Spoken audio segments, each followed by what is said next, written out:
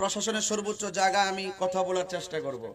আমার ঘটনাটা ঘটেছে গতকাল 2:10 আজকে প্রায় 2টা বাজতেছে, তার মানে বোঝা গেল প্রায় 24 ঘন্টা হয়ে গেল। আমি সকালে প্রশাসনকে ফোন দিয়েছিলাম 9টার দিকে।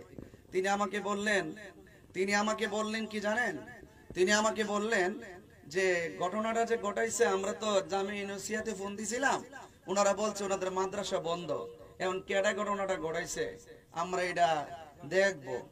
তো আমি একটু আপনাদের কাছে প্রশাসনের কাছে জানতে চাই, আপনি যে বললেন যে কে ঘটনা ঘটাইছে দেখবেন, আচ্ছা ঘটনাটা কি রাতে 3টার পর ঘটাইছিল? দিনের বেলা প্রকাশ্যে ঘটাইছে, রাস্তাঘাটের সিসি ক্যামেরা আছে, এগুলো তদন্ত করা কি খুব কঠিন ব্যাপার না? তো এই জন্য আমি প্রশাসনকে বলবো 9 আর 6 দিয়ে বুঝাইবার দিন শেষ হয়ে গেছে।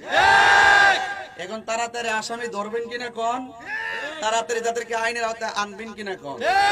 আজকের সুলতানপুর থেকে আমার কর্মসূচি হলো, যদি এই আজকে সন্ধ্যার ভিতরে যদি প্রশাসন কর্তৃক যদি আমাকে সুন্দর একটি ফায়সালা যদি না দেয় এবং আসামিকে যদি গ্রেফতার না করে, তাহলে ইনশাল্লাহ আমাদের বরাবরের কর্মসূচি এবং এই আগামীকাল আমাদের ঢাকা থেকে সিলেট যে হাইওয়ে রোড আছে সেটা ইনশাল্লাহ চান্দুরা ডাক বাংলার সামনে বন্ধ হয়ে যাবে।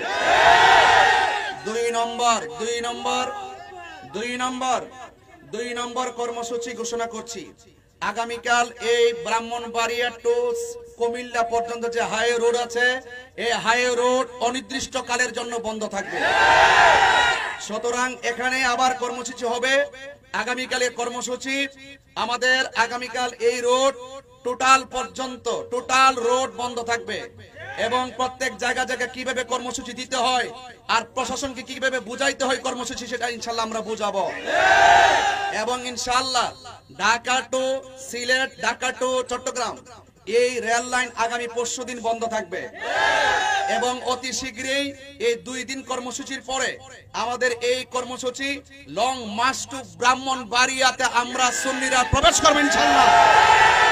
আমি শুধু এই বার্তাটা দেওয়ার জন্য আমি আপনাদের সামনে এসেছি। আপনারা হলো সুন্নাতুল জামাত যারা রয়েছেন, এই দেশে নবীর বিরুদ্ধে কথা বলা হবে, নবীর বিরুদ্ধবাদীদের বিরুদ্ধে যদি কথা বলা না যায় তাহলে এই প্রোগ্রামগুলো যারা বাধা দেয় তারাও নবীর দুশমন, কথা বলেন ঠিক কিনা? তাহলে এটা সার্বজনীন প্রোগ্রাম ছিল, এই প্রোগ্রামকে বানচাল করাতে আমরা ক্ষুব্ধ হয়েছি, এই জন্য ওই সমস্ত নবী বিদ্বেষীদেরকে আমরা আর ছাড় দিব না, কথা বলেন ঠিক কিনা? সবাই ভালো থাকুন, আজকে সবাই বাড়িতে যান।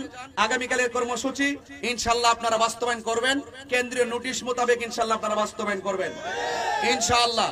নারে তাকবীর, নারে